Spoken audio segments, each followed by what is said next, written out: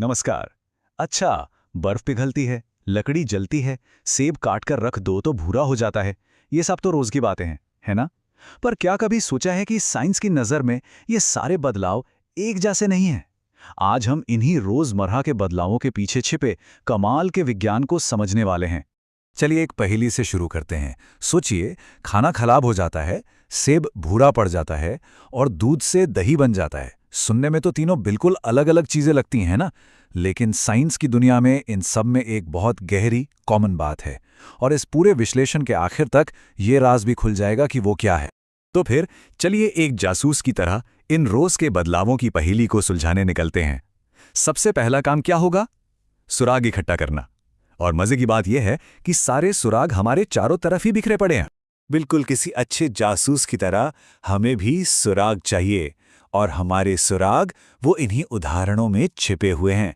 तो चलिए एक एक करके इनको जरा गौर से देखते हैं और पता लगाते हैं कि आखिर यहाँ चल क्या रहा है। ठीक है, अब वक्त है सबूतों की गहराई से जांच पड़ताल करने का। ये जो घटनाएं हमें बिल्कुल आम लगती है ना, असल में इनके अंदर बड़े मजेदार वैज्ञानिक राज छिपे हैं और हम बस उन्हें ही खोलने वाले हैं। तो हमारा पहला केस है खाने का खराब होना। हम सब ने ये देखा है ना? ब्रेड पर फफूंद लग जाती है या सब्जियां सड़ जाती हैं। यहां पर हमारा सबसे बड़ा सुराग है एक अजीब सी नई बदबू। भाई ये गंध आई कहां से? होता यह है कि जब खाना खराब होता है तो छोटे छोटे माइक्रो ऑर्गेनिजम्स उसे तोड़कर बिल्कुल नई चीजों में बदल देते हैं, और यही नई चीजें वो अजीब सी बदबू पैदा करती हैं। तो नोट किया जाए, हमारा पहला सुराग है कुछ नया बन रहा है। चलिए अब अपने दूसरे सुराग की तरफ बढ़ते हैं। एक ताजा कटा हुआ सेब कैसे फटाफट भूरा हो जाता है? यह तो बहुत जल्दी होता है। यहां पर्दे के पीछे ना थोड़ी केमिस्ट्री चल रही है। सेब में नेचुरली आयरन होता है। जैसे हम उसे काटते हैं, ये आयरन हवा में मौजूद ऑक्सीजन के कांटेक्ट में आ जाता है, और बस ये दोनों मिलकर एक बिल्कुल नई चीज बना देते हैं, आयरन ऑक्साइड। ये असल में एक तरह का जंग ही है। तो देखा, यहां भी वही पैटर्न है, कुछ नया बन रहा है। और अब बारी है हमारे तीसरे और आखिरी सुराग की। ये जुड़ा है चींटी के काटने के इलाज से। अब मन में सवाल आ सकता है कि भाई चींटी के काटने का भला खाना खराब होने से क्या लेना देना? चलिए देखते हैं। देखिए, ये एक क्लासिक केमिकल रिएक्शन है जिसे न्यूट्रलाइजेशन कहते हैं। जब चींटी काटती है तो वो स्किन में एक एसिड छोड़ देती है जिससे जलन होती है, और कैलामाइन लोशन जो एक बेस यानी क्षार होता है, वो उस एसिड के साथ रिएक्ट करके उसके असर को खत्म कर देता है। तो यहाँ भी दो अलग अलग चीजें मिली, कुछ नया बना और एक दूसरे की प्रॉपर्टीज ही बदल दी। तो अब तक हमने जो भी देखा उससे एक बात तो साफ है, ये जो आम सी घटनाएं हैं ना, ये असल में छोटे छोटे केमिकल रिएक्शंस हैं जो हमारी आंखों के सामने ही हो रहे हैं। साइंस सिर्फ लैब तक ही नहीं है, ये तो हमारी जिंदगी का हिस्सा है। तो अब हमारे पास सारे सुराग आ चुके हैं। हमने एक पैटर्न देखा, हर केस में कुछ न कुछ नया बन रहा था। अब वक्त आ गया है इस पहेली को पूरी तरह से सॉल्व करने का और ये जानने का कि साइंस इन बदलावों को आखिर कहता क्या है। और ये रहा जवाब। खाने का खराब होना, सेब का भूरा पड़ना और चींटी के काटने का इलाज, ये सब के सब रासायनिक परिवर्तन यानी केमिकल चेंजेस हैं। यही वो कॉमन बात थी जिसके बारे में हमने शुरू में बात की थी। तो सवाल ये है कि आखिर ये रासायनिक परिवर्तन होता क्या है? बहुत सिंपल है, कोई भी ऐसा बदलाव जिसमें एक बिल्कुल नई चीज बनती है। सोचिए जरा, खराब खाने को वापस ताजा नहीं कर सकते, भूरे सेब को वापस सफेद नहीं कर सकते। ये बदलाव परमानेंट होते हैं, या जैसा कि साइंस में कहते हैं, इरिवर्सिबल होते हैं। पर क्या सारे बदलाव ऐसे ही होते हैं जहां हमेशा कुछ नया बनता है? अगर एक तरह का बदलाव है तो उसका कोई उल्टा भी तो होना चाहिए, है ना? जी हां, बिल्कुल है। इसे कहते हैं भौतिक परिवर्तन यानी कि फिजिकल चेंज।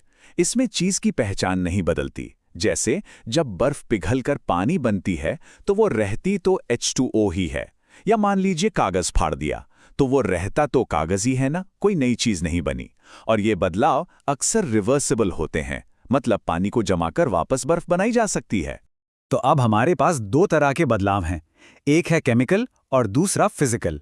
चलिए अब इन दोनों को आमने सामने रखते हैं और इनके बीच का फर्क हमेशा के लिए क्लियर कर लेते हैं।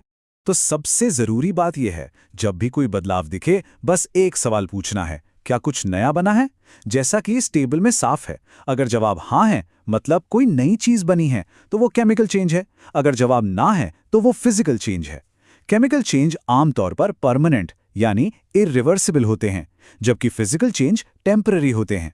बस ये एक सवाल इन दोनों में फर्क करने के लिए सबसे बेस्ट गाइड है। तो लीजिए, हमारी पहेली तो सुलझ गई। हमने सिर्फ कुछ एग्जाम्पल नहीं देखे, बल्कि अपने चारों तरफ काम कर रहे साइंस के एक बहुत ही बेसिक रूल को समझाए। चलिए, जो मेन पॉइंट्स हैं उन्हें एक बार फिर से देख लेते हैं। तो फटाफट से दोहराते हैं। केमिकल चेंज यानी कोई नई चीज बनती है और ये परमानेंट होता है।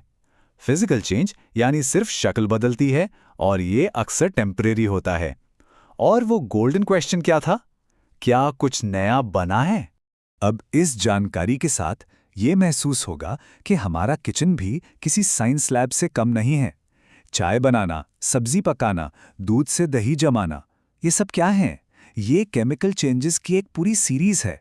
यानी हम सब हर दिन एक केमिस्ट की तरह काम करते हैं, भले ही हमें इसका एहसास हो या ना हो।